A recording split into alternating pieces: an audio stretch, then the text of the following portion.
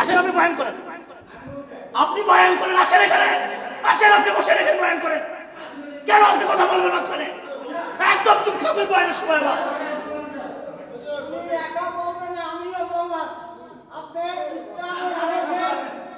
আসেন আপনি বয়ান করেন।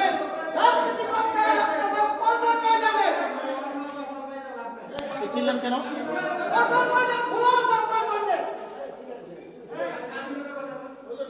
স্বাধীনতার কথা বলবো না কিসের কথা বলবো? কেন? এইখানে বিগত আওয়ামী লীগ সংগ্রামের কথা বলছি, কেউ টু শব্দ করার সাহস করে নাই। আপনি কেন আজকে টু শব্দ করবেন? কেন আজকে আপনি টু শব্দ করবেন? এখানে কেন টু শব্দ করবেন? এখানে আজকে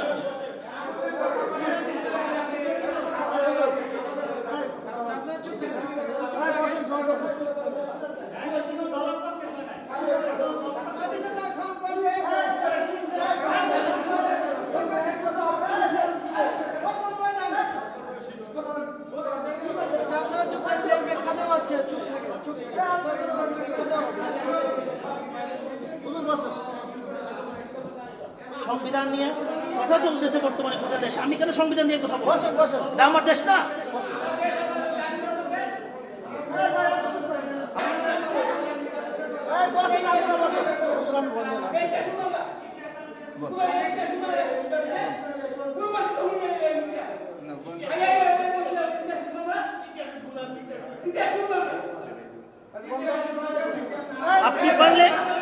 আপনি পারলে আপনি আসেন, এখানে আসেন, বয়ান করেন। আপনি বয়ান করেন, দেখি আপনি কি ইতিহাস শোনাবেন আমাদেরকে।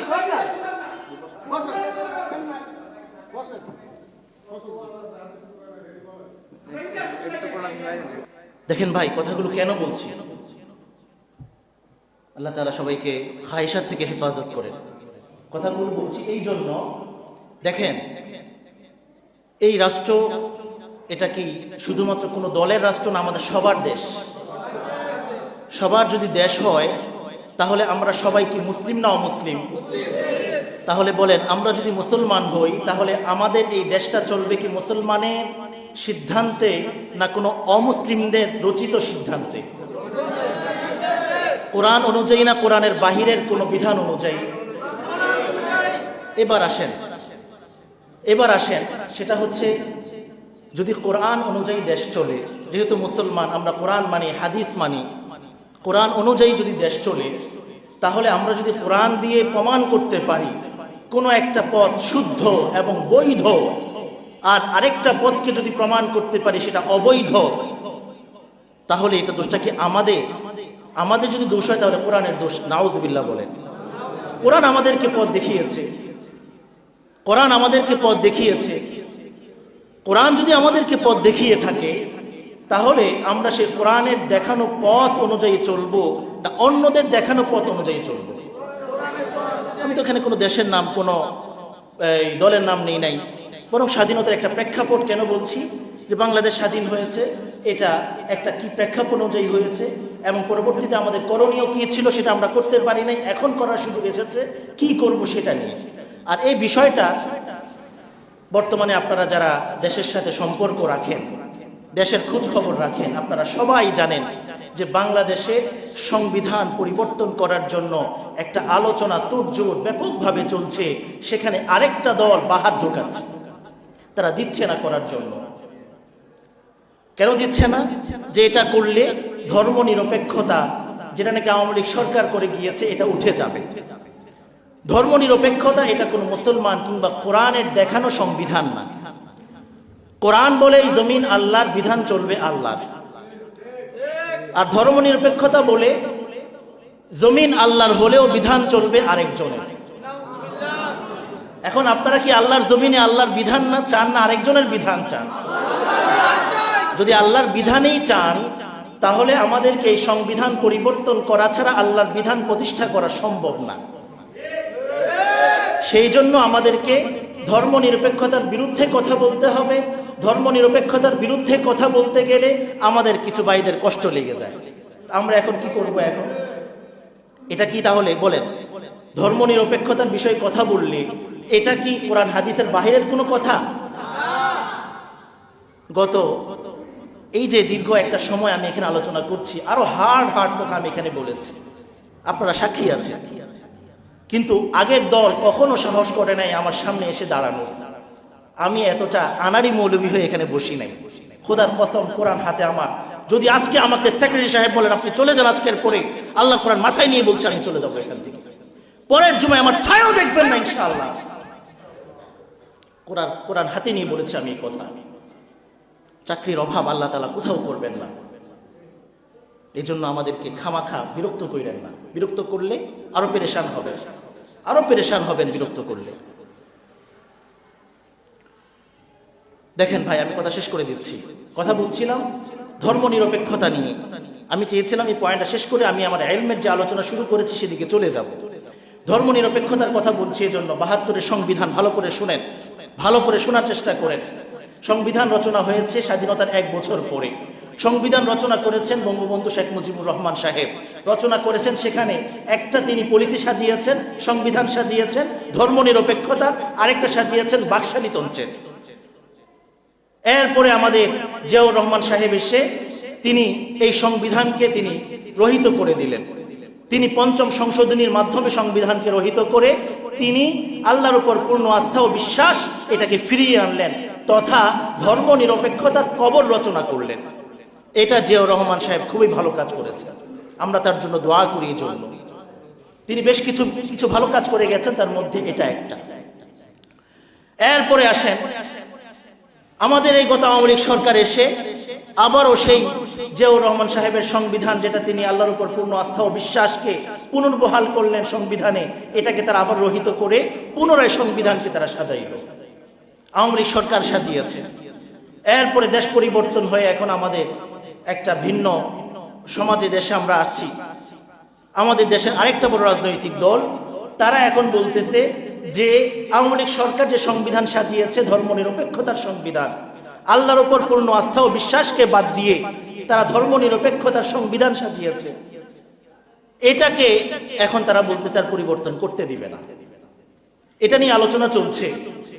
মুসলিম হিসেবে আমার এই কথা বলার এবং আপনাদেরও বলার অধিকার আছে যে আমরা যেহেতু মুসলিম, আমরা আল্লাহর উপর পূর্ণ ভরসা এবং আস্থা রাখতে চাই। কে কে চান না হাত তোলেন। আল্লাহর উপর আস্থা রাখতে চান না? আল্লাহর উপর আস্থা রাখতে চান না? আছেন কেউ এরকম? আমাদের আস্থা কার উপরে? আমাদের বিশ্বাস কার উপরে? যদি আমাদের আস্থা এবং বিশ্বাস আল্লাহর উপরে হয়, তাহলে ধর্ম নিরপেক্ষতার যে আমাদের উপরে যে একটা পলিসি চাপিয়ে দেওয়া হয়েছে, সংবিধান, রাষ্ট্রীয় সংবিধান আমাদের উপর চাপিয়ে দেওয়া হয়েছে, এটাকে পরিবর্তন করতে হবে। এইটা হচ্ছে আজকে আমি বলতে চেয়েছিলাম। এখন বলেন, এই কথার কি ইসলামের বাহিরে না ভিতরে? আরে আমরা তো আল্লাহর উপর আস্থা ও বিশ্বাসের কথা বলছি এখানে। আমরা তো দুনিয়ার কোন নেতা নেত্রীর উপর আস্থা বিশ্বাসের কথা বলছি না। আল্লাহ এবং তার রাসূলের উপর আস্থা বিশ্বাসের কথা যদি আমরা মসজিদে গিয়ে বলতে না পারি, তাহলে কি আমরা ওই বাজারে আর মার্কেটে গিয়ে বলবো না? আল্লাহর উপর আস্থা ও বিশ্বাসের কথা মসজিদেই হবে সবার আগে। মসজিদের পরে মার্কেটে হবে, মসজিদের পরে বাজারে হবে, মসজিদের পরে রাজপথে হবে। যদি কেউ আমাদেরকে বাধা দিতে আসে, ইনশাআল্লাহ আমাদের কণ্ঠরোধ করতে পারবেই না। ইনশাআল্লাহ আমাদের আওয়াজ আরো প্রসারিত হবে। ইনশাআল্লাহ বাধা দেওয়ার চেষ্টা করবেন না, কথা বুঝার চেষ্টা করবেন, আমলের কথা বলেন। আমি জিজ্ঞাসা করতে চাই, এই মসজিদের দাড়ি রাখার আলোচনা হয়েছে, আপনার মুখে দাড়ি কোথায়? আপনার মুখে দাড়ি কোথায়? আপনার গায়ে রাসূলের সুন্নাহ কোথায়? বলেন, জবাব দেন। আপনার গায়ে পাঞ্জাবি কোথায়? এই মসজিদ রাসূলের সুন্নতের কথা আলোচনা হয় নাই? এই মসজিদ দাড়ির কথা আলোচনা হয় নাই? আমলের কথা বলে আমাদেরকে আপনারা কি বুঝাইতে চান? আমরা কি পিটার খাই নাকি? বিয়া আমলের কথা বলতে বললে আমল তো করেন না, কি ব্যাপার? আমলের কথা বলেন, আমল করেন না কেন? যদি আমল করতে রাজি হন, আমলের কথা বলবো। নামাজের কথা বলে নামাজ পড়তে আসবেন না, দাঁড়িয়ে রাখবেন না, আর আমলের কথা বলেন। রাষ্ট্রীয় কথা বললে আপনাদের স্বার্থে আঘাত আনে, এই জন্য আমাদেরকে কথা বলতে দিবেন না, কণ্ঠরোধ করার চেষ্টা করবেন। মনে রাখবেন, আগেও বলেছে এই কথা, মৃত্যু পর্যন্ত এই কণ্ঠরোধ হবে না, হবে না, হবে না ইনশাআল্লাহ। আল্লাহর হাবিব সাল্লাল্লাহু তাআলা আলাইহি ওয়াসাল্লামের জামানায় এক একটা মসজিদ, এক একটা মাদ্রাসা ছিল।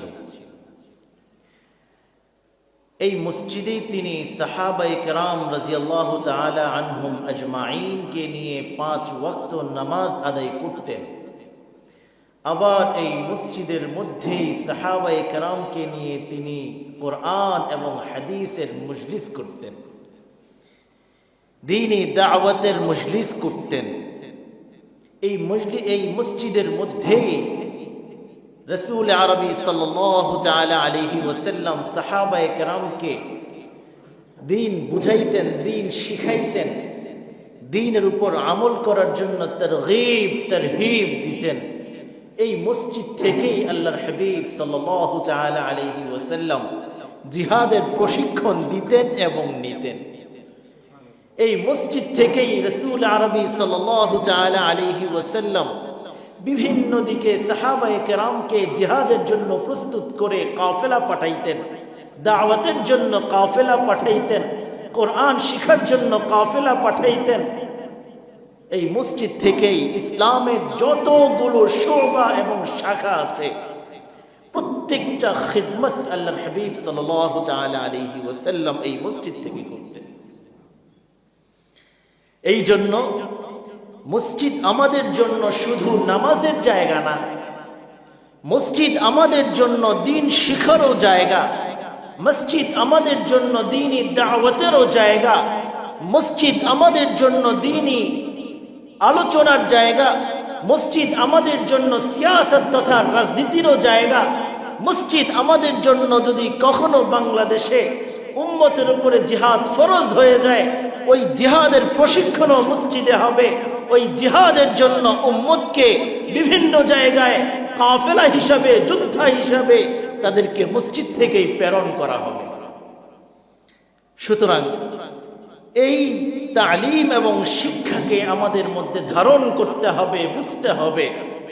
না হয় আমরা এটাই মনে করব 5 ওয়াক্ত নামাজের জন্য মসজিদ, 5 ওয়াক্ত নামাজ শেষ, মসজিদ তালা বন্ধ হয়ে যাবে, মসজিদ সবার জন্য বন্ধ হয়ে যাবে, এরপরে আর মসজিদে ঢোকার আসার কোনো প্রয়োজন নেই। মুহতারাম হাজিরিন, এই জন্য শুরুতেই বলে নিয়েছি মসজিদ আমাদের জন্য সব দ্বীনি খিদমতের মারকাজ, মাম্বা, এটাই হচ্ছে উৎস। এখান থেকেই যাবতীয় খিদমতগুলো গোটা বিশ্বব্যাপী ছড়াবে। আমার ব্যক্তিগত জীবন থেকে আমার পারিবারিক জীবনে, সামাজিক জীবনে, আমার রাষ্ট্রীয় জীবনে, আন্তর্জাতিক জীবনে, সর্বক্ষেত্রে আমার মধ্যে দ্বীন আসবে, আমার মধ্যে দ্বীন বদ্ধমূল হবে এই মসজিদ থেকে, মসজিদের তালিম থেকে।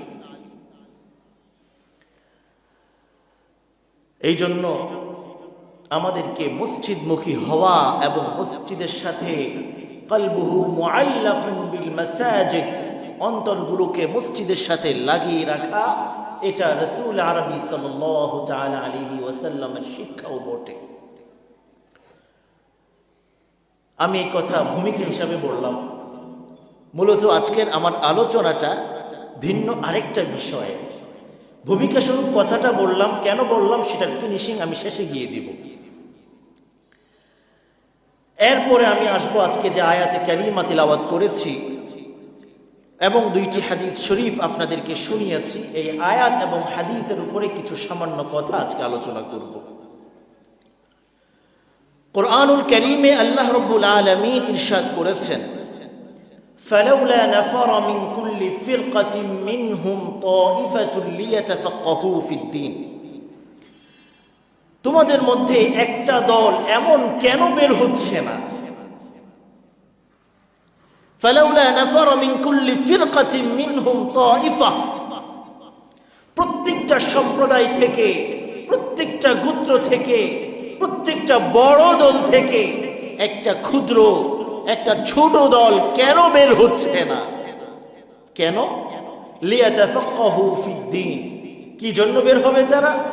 তাফাক্কুহ ফিদ্দীন, হাসিল করার জন্য, অর্জন করার জন্য, দ্বীনি বিষয়ে বুদ্ধি অর্জন করার জন্য, গভীর ইলম হাসিল করার জন্য। وَلِيُنذِرُوا قَوْمَهُمْ إِذَا رَجَعُوا إِلَيْهِمْ لَعَلَّهُمْ يَحْذَرُونَ।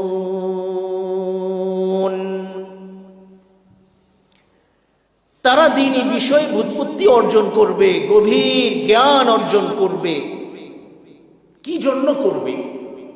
আল্লাহ তাআলা বলছেন এর মাধ্যমে লিয়ুনযিরু কওমাহুম, অর্জন করে তারা তাদের কওমের কাছে যাবে, সম্প্রদায়ের কাছে যাবে, গোত্রের কাছে যাবে, সমাজের কাছে যাবে, পরিবারের কাছে যাবে।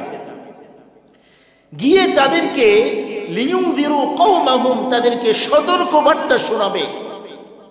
হে আমার কওম, তোমরা কিসের মধ্যে নিমজ্জিত আছো? কার ভালোবাসায়, তোমরা কার মোহাব্বতে ডুবে আছো? তোমরা দুনিয়ার এই রং ছং আর ঝাঁকজমক দেখে এটাকেই তোমরা জীবনের উদ্দেশ্য আর মাকসাদ বানিয়ে নিয়েছো। ওই আল্লাহ রাব্বুল আলামিন সম্পর্কে তাদেরকে সতর্ক বার্তা শোনাবে। ইযা রাজাউ ইলাইহিম লাআল্লাহুম ইয়াহদারুন, হয়তো এই সতর্ক বার্তা শুনে তারা কিছুটা বুঝতে সক্ষম হবে। আল্লাহ রাব্বুল আলামিনের ভয় তাদের দিলের মধ্যে জাগ্রত হবে। আল্লাহ তাআলার নৈকট্য অর্জনের জন্য তারা বেচাইন হবে, আগ্রহী হবে। আল্লাহকে পাওয়ার জন্য তাদের মধ্যে আল্লাহ রাব্বুল আলামিনের ভালোবাসা জন্ম নেবে। এই জন্য একটা দল তোমাদের মধ্যে তৈরি হওয়া দরকার, যারা ইলম অর্জন করবে, তাফাক্কুহ ফিদ্দীন হাসিল করবে, দ্বীনের বুৎপত্তি অর্জন করে উম্মতের কাছে গিয়ে তাদেরকে সতর্ক বার্তা শোনাবে। আরেকটি হাদিস আপনাদেরকে শুনিয়েছি, প্রসিদ্ধ হাদিস। রাসূল আরবি সাল্লাল্লাহু তাআলা আলাইহি ওয়াসাল্লাম বলেন, তালাবুল ইলমি ফরিইদাতুন আলা কুল্লি মুসলিম, ইলম অর্জন করা উম্মতের প্রত্যেকটা ব্যক্তির উপরে ফরজ। এই যে আয়াত এবং হাদিস আপনাদের সামনে আমি উপস্থাপন করলাম, আয়াত এবং হাদিসের আলোকে আজকে আমরা ইলমে ওয়াহির গুরুত্ব এবং এর ফজিলত ও শিক্ষার পদ্ধতি সম্পর্কে দুই একটা কথা আলোচনা করব ইনশাআল্লাহ। মুহতারাম হাজিরিন, ইলমে ওয়াহি কাকে বলে? আল্লাহ রাব্বুল আলামিন দুনিয়াকে সৃষ্টি করার পরে, মানুষ জাতিকে সৃষ্টি করার পরে, এই মানুষ জাতির জন্য তিনি কিছু দিক নির্দেশনাও দিতে চান। মানুষকে এই কথা বুঝাইতে চান যে আমি তোমাকে সৃষ্টির পেছনে আমার কোনো একটা নিগূঢ় রহস্য আছে, আমার কোনো একটা মাকসাদ উদ্দেশ্য আছে। তোমাকে আমি যেমন রাস্তার কুকুরকে আমি সৃষ্টি করে রাস্তায় ছেড়ে দিয়েছি, বিড়ালকে সৃষ্টি করে আমি তোমাদের সমাজে ঘরে ঘরে ছেড়ে দিয়েছি, পশু পাখিকে সৃষ্টি করে আমি ছেড়ে দিয়েছি, ওই পাহাড় পর্বতে বনে জঙ্গলে হিংস্র বিভিন্ন রকমের প্রাণী পশু আমি সৃষ্টি করে এগুলাকে ছেড়ে দিয়েছি। কিন্তু মানুষ, আমি তোমাকে তাদের মতো সৃষ্টি করেছি ঠিক, কিন্তু এভাবে লাগামিন ছেড়ে দেই নাই। তোমাকে সৃষ্টির পেছনে আমার একটা উদ্দেশ্য আছে, নিগূঢ় রহস্য আছে। সমাজে আমাদের পথে ঘাটে আরো যে পশু পাখি, কুকুর, বেড়া, ছাগল, মহিষ ইত্যাদি, এগুলার সৃষ্টির পেছনে আল্লাহ রাব্বুল আলামিনের সেই উদ্দেশ্য নাই যেটা মানব সৃষ্টির পেছনে আছে। এই কথাটা বোঝানোর জন্য আল্লাহ রাব্বুল আলামিন তিনি আম্বিয়া আলাইহিমুস সালামকে যুগে যুগে বিভিন্ন সময় উম্মতের কাছে, কওমের কাছে, মিল্লাতের কাছে, মানুষের কাছে প্রেরণ করেছেন। কেন? ওই যে আল্লাহ রাব্বুল আলামিনের একটা নিগূঢ় রহস্য, তার সৃষ্টির একটা মাকসাদ উদ্দেশ্য, এই কথাটা যেন তারা মানুষকে বুঝাইতে সক্ষম হয়। আম্বিয়া আলাইহিমুস সালামকে তিনি পাঠিয়েছেন, তারা বুঝাবেন মানুষকে, মানুষের দুয়ারে দুয়ারে গিয়ে, মানুষের হাতে ধরে, পায়ে ধরে, কওমের কাছে গিয়ে তারা দাওয়াত দিবেন, বুঝাবেন আল্লাহ তাআলার সৃষ্টির মাকসাদ উদ্দেশ্য সম্পর্কে, তাদেরকেও তিনি এভাবে ছেড়ে দেন নাই। প্রত্যেকটা নবী এবং রসুলকে সাথে করে আল্লাহ রাব্বুল আলামিন কিছু আসমানি হিদায়াত দিয়ে দিয়েছেন। সুবহানাল্লাহ। রসুল পাঠিয়েছেন, নবী পাঠিয়েছেন। তিনি চাইলে আসমান থেকে ফেরেশতাদেরকে জমিনে পাঠাইতে পারতেন। ফেরেশতাদেরকে পাঠাতে পারতেন এই জন্য যে ওই ফেরেশতা যেহেতু আমাকে দেখেছে, ওই ফেরেশতা যেহেতু আমার কাছে ছিল, ওই ফেরেশতা যেহেতু আমার সম্পর্কে জানে, তো হয়তো ফেরেশতাকে দুনিয়াতে পাঠাইলে আমি রব কি চাই এটা ভালো করে বুঝাইতে পারবে। একদিক থেকে ফায়দা ছিল। তিনি চাইলে ফেরেশতাদেরকে পাঠাইতে পারতেন আসমান থেকে মানুষের হিদায়াতের জন্য, পারতেন না? ও ভাই, পারতেন না? কিন্তু আল্লাহ রাব্বুল আলামিন তিনি ফেরেশতাদেরকে না পাঠায়া এই আমাদের নিজেদের মধ্য থেকেই, আমাদের মানুষের মধ্য থেকেই, আমাদের সমাজের মধ্য থেকেই আমাদের মতোই কথা বলেন, আমাদের মতোই তিনি চলেন ফিরেন, খাওয়া দাওয়া করেন, ঘুমান, আমাদের মতোই তিনি তার হাজত আছে, প্রয়োজন আছে পুরা করার জন্য তিনি বাজারে যান, আমাদের মতোই তিনি সব কিছুর ক্ষেত্রে মানব জাতির যতগুলো গুণাবলী আছে তিনি অনুসরণ করেন। এই আমাদের ভিতর থেকে একজনকে নবী বানায়া পাঠাইলেন, অথচ তিনি চাইলে কিন্তু আসমান থেকে একজন ফেরেশতাকে পাঠাইতে পারতেন। কেন করলেন? কি উদ্দেশ্য? এটাও আমার আপনার ফায়দার জন্য করেছেন। এর মধ্যে কি ফায়দা? কোরআনুল কারীমে আল্লাহ রাব্বুল আলামিন সেই ফায়দার কথাও বলেছেন। আমি সেদিকে যাব না আজকে। সংক্ষিপ্ত কথা হচ্ছে, যেহেতু আমরা মানুষ, আমাদেরকে দাওয়াত দেওয়ার জন্য ওই ন্যাচারাল একজন দাঈর প্রয়োজন, যে আমাদেরকে বুঝবে, আমাদেরকে চিনবে, আমাদের সম্পর্কে ভালো করে আমাদের রেহেন সেহেন, থাকা খাওয়া, উঠা বসা, চলাফেরা, একেবারে একজন মানবীয় যতগুলো বিষয় আছে সব কিছু সম্পর্কে সম্যক ধারণা রাখবে। এমন একজন ব্যক্তিকে পাঠিয়েছেন যেন তিনি আমাদের রগ রেশা বুঝে বুঝে, আমাদের প্রয়োজন বুঝে বুঝে তিনি আমাদেরকে তালিম আর শিক্ষা দিতে পারেন। সুবহানাল্লাহ। আসমান থেকে ফেরেশতা পাঠাইলে, ফেরেশতা আর মানুষ কি একই জিনিসের তৈরি নাকি? হ্যাঁ, তারা হচ্ছে নূরের তৈরি, আর মানুষ কিসের তৈরি? মাটির তৈরি। তো মাটি আর নূর এটা ভিন্ন ভিন্ন দুইটা জিনিস। ফেরেশতারা শুধু ইবাদত করতেই জানে, গুনাহ করতে বুঝে না, গুনাহ করতে জানে না, ভুল ভ্রান্তি কি জিনিস তারা সেটা ধারণাই করতে পারে না। মানবীয় যত বিষয় আছে, বিয়ে শাদী করা, সন্তানাদি হওয়া, উযু ইস্তিনজা করা, বাজারে যাওয়া, খাওয়া পান করা, এগুলো ফেরেশতাদের মধ্যে নাই।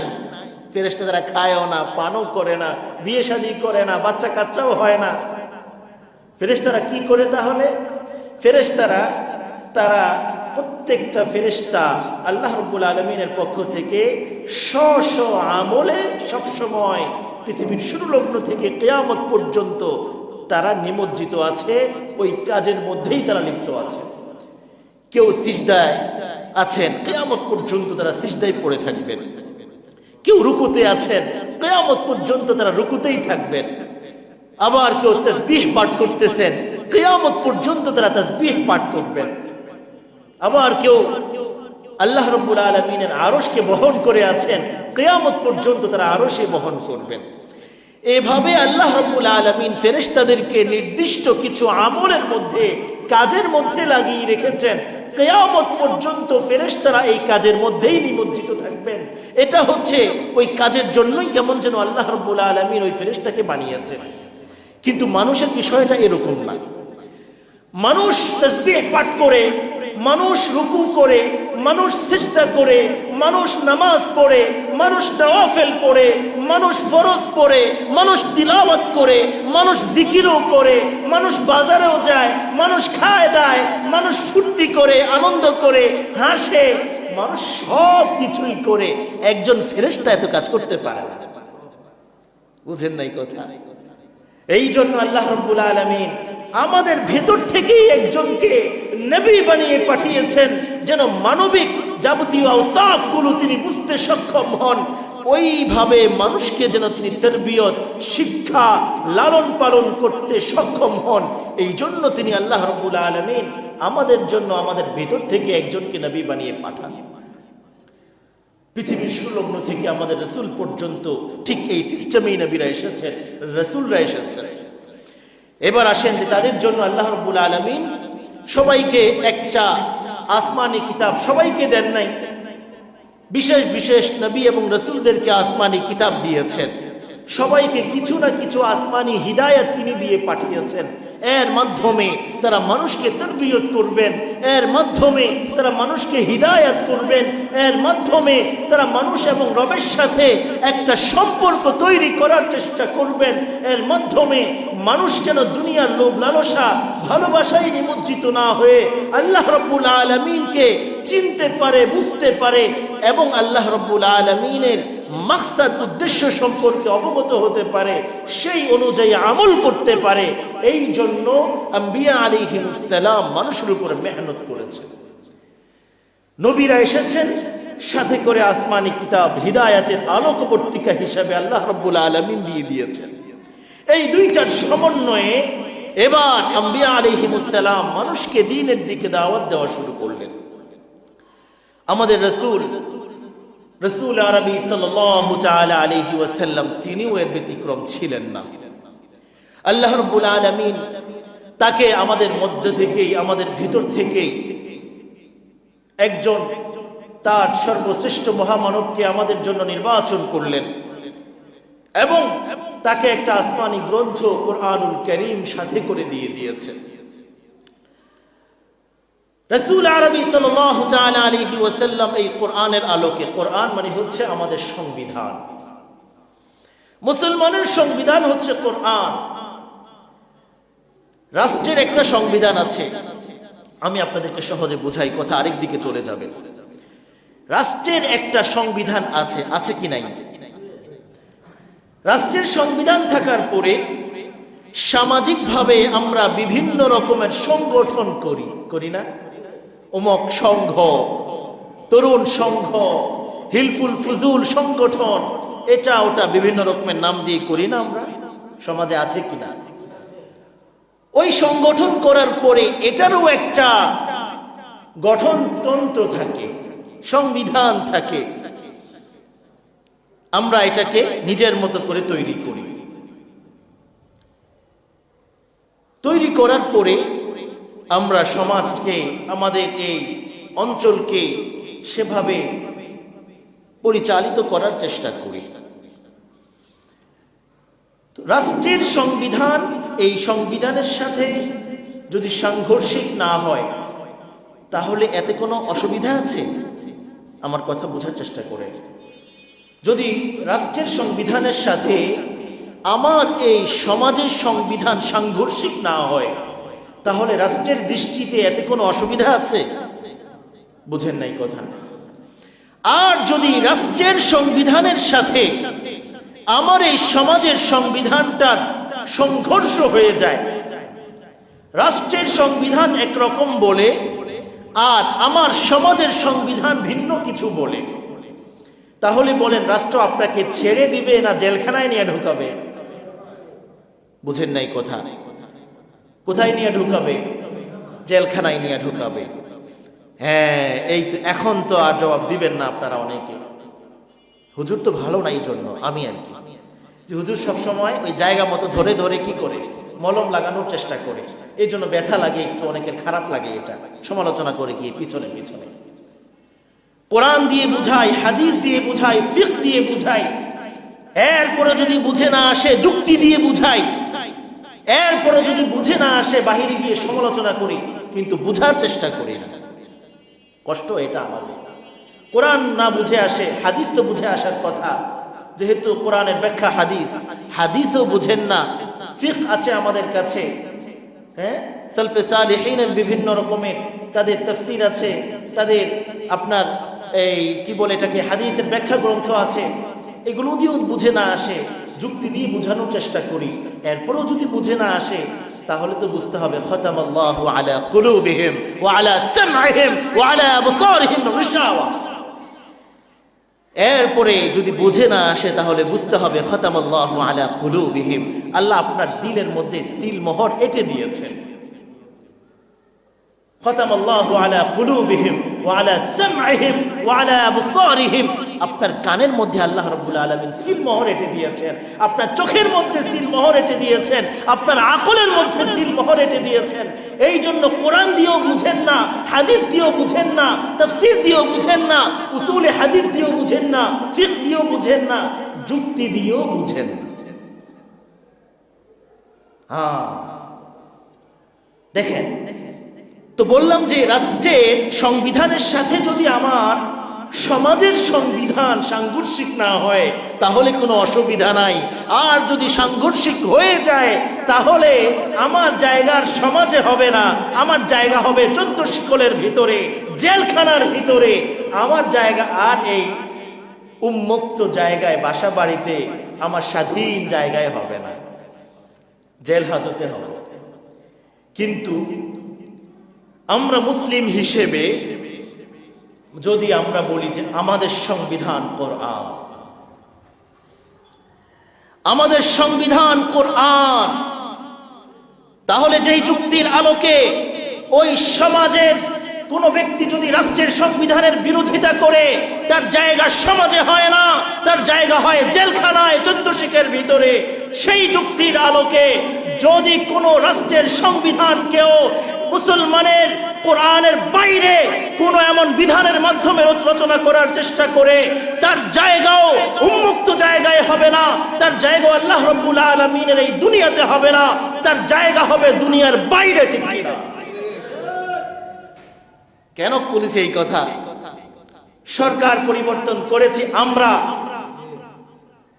সরকার পরিবর্তন হয়েছে, সংবিধান নিয়ে কথা আসছে, এখন আমাদের আরেকটা বড় দল তারা বেঁকে বসেছে সংবিধান পরিবর্তন করা যাবে না, ৭২-এর সংবিধান পরিবর্তন করা যাবে না। কেন যাবে না? সংবিধান তাদের কাছে ওহীর মতো।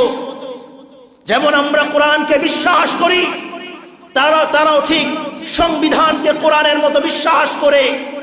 আমরা যেমন মনে করি কোরআনকে পরিবর্তন করা যাবে না, ঠিক তারাও মনে করে সংবিধানকে পরিবর্তন করা যাবে না।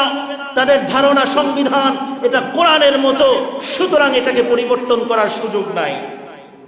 প্রথম কথা হচ্ছে ৭২-এর সংবিধান কে রচনা করেছেন এই কথা আমাদেরকে বোঝা দরকার। কথা আরেক দিকে চলে যাচ্ছে, আমি সংক্ষিপ্তভাবে বলে শেষ করে দিচ্ছি বিষয়টা।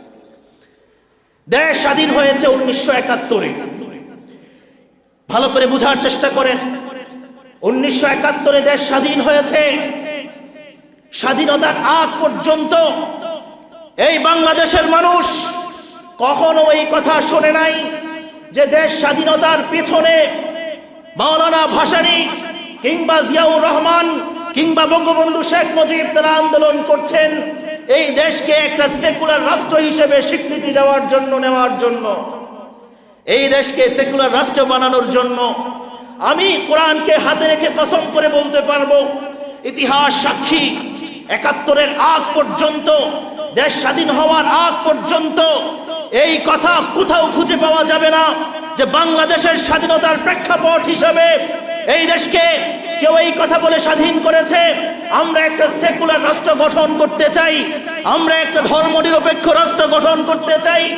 এই কথা কোন নেতা, এই কথা কোন জাতীয় কিংবা তার নিচের নেতাও কেউ বলেন নাই। ৭১-এ তাহলে বলবেন কেন মুক্তিযুদ্ধ হইল, কেন দেশ স্বাধীন হইল? ৭১-এর স্বাধীনতার পিছনে শুধু একটাই কারণ ছিল, সেটা হচ্ছে জুলুম।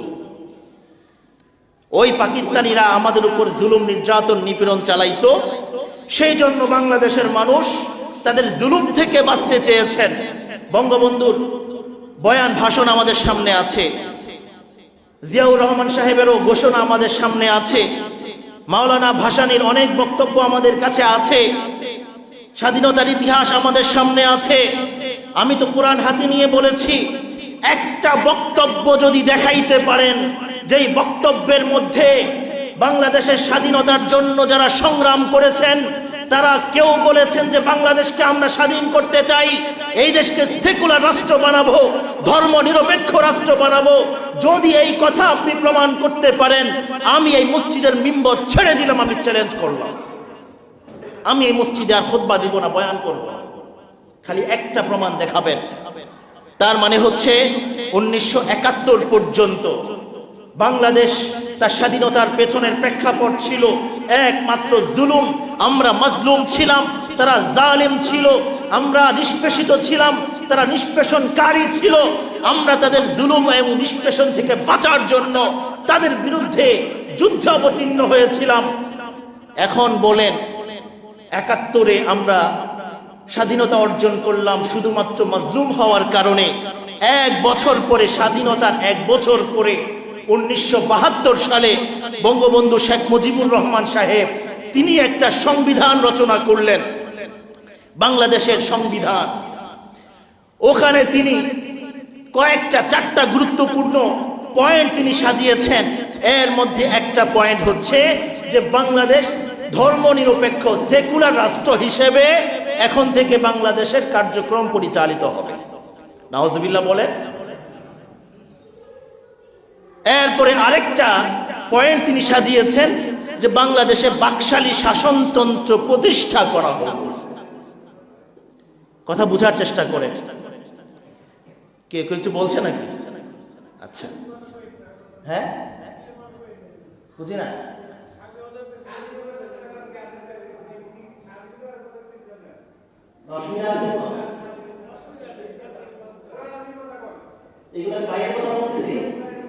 হ্যাঁ,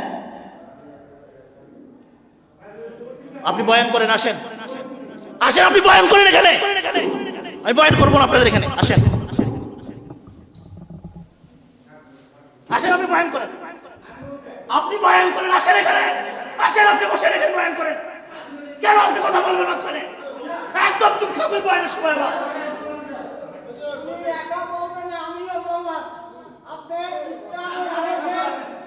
আসেন, আপনি বয়ান করেন।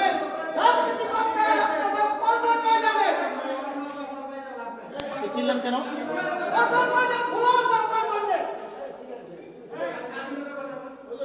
স্বাধীনতার কথা বলবো না, কিসের কথা বলবো? কেন? এইখানে বিগত আওয়ামী লীগ সংগ্রামের কথা বলছি, কেউ টু শব্দ করার সাহস করে নাই। আপনি কেন আজকে টু শব্দ করবেন? কেন আজকে আপনি টু শব্দ করবেন এখানে? কেন টু শব্দ করবেন এখানে আজকে?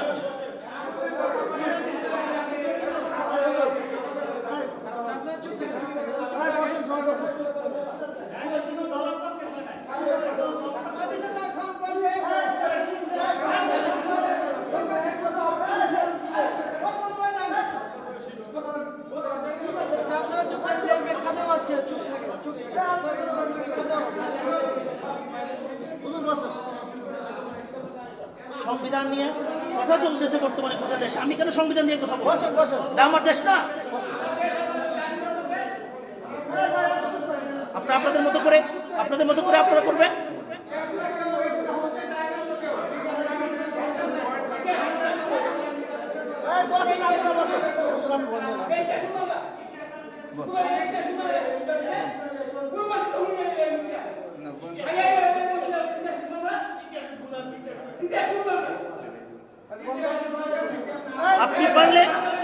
আপনি পারলে আপনি আসেন এখানে, আসেন, বয়ান করেন, আপনি বয়ান করেন, দেখি আপনি কি ইতিহাস শোনাবেন আমাদেরকে।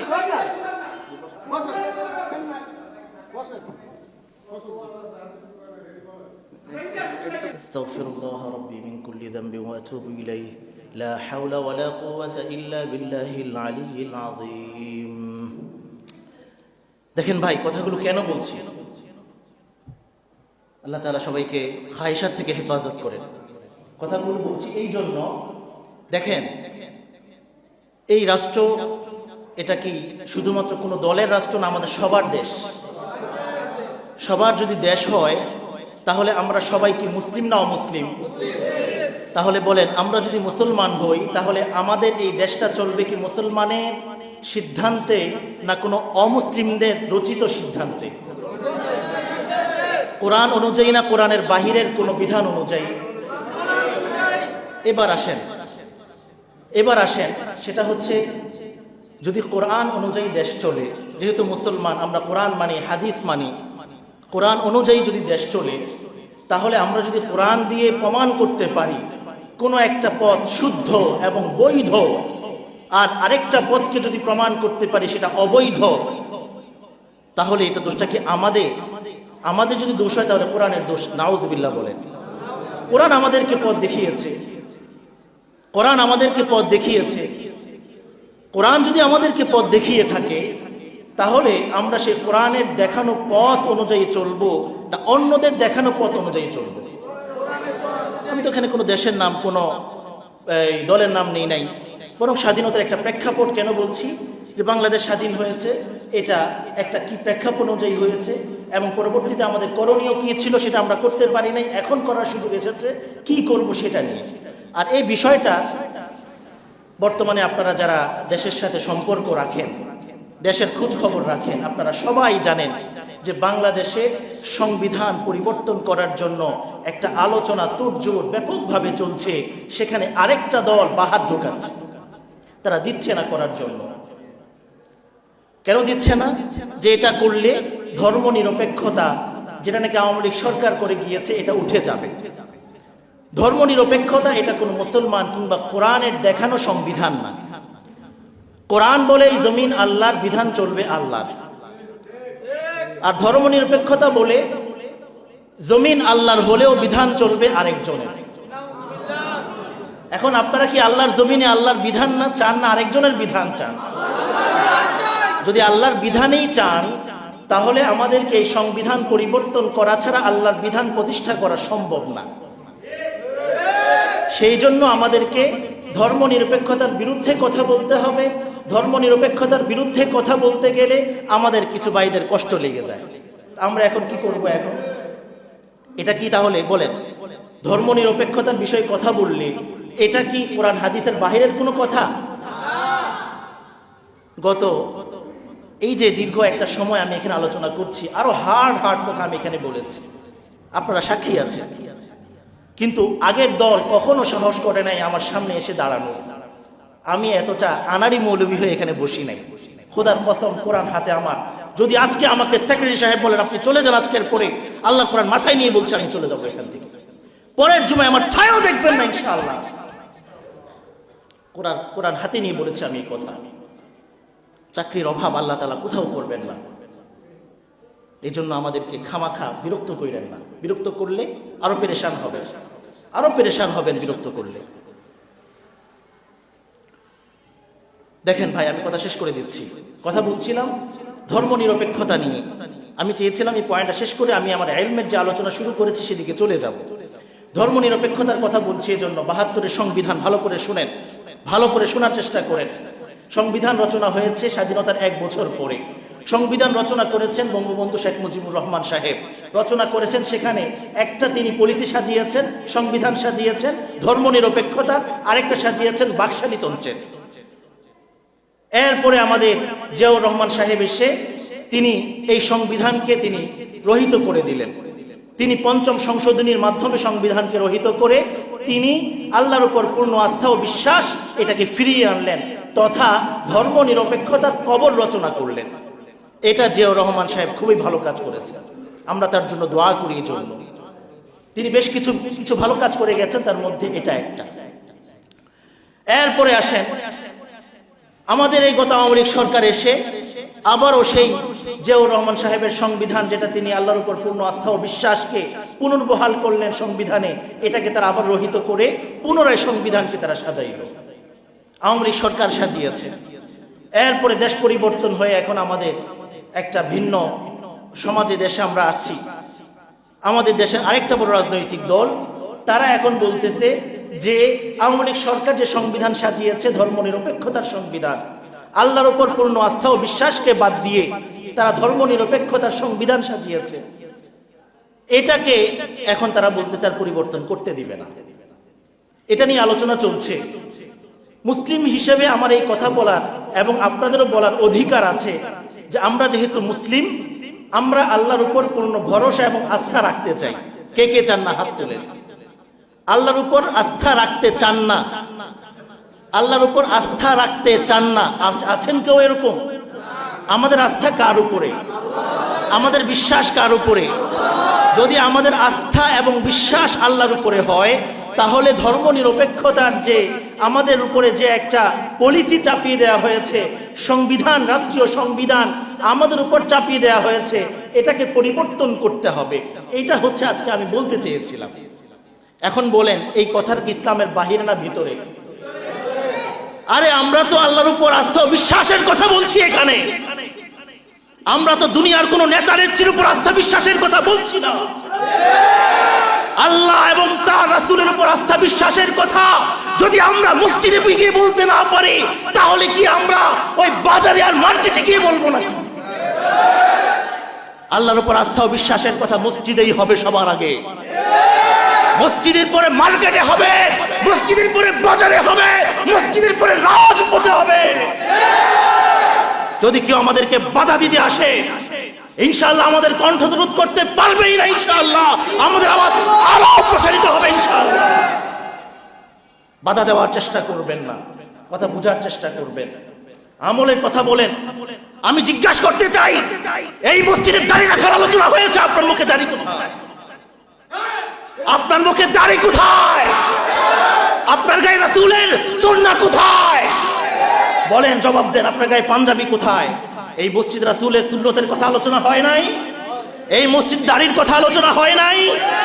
আমলের কথা বলে আমাদেরকে আপনারা কি বুঝাইতে চান? আমরা কি পিটার খাই নাকি বিয়া? আমলের কথা বলতে বললে আমল তো করেন না, কি ব্যাপার?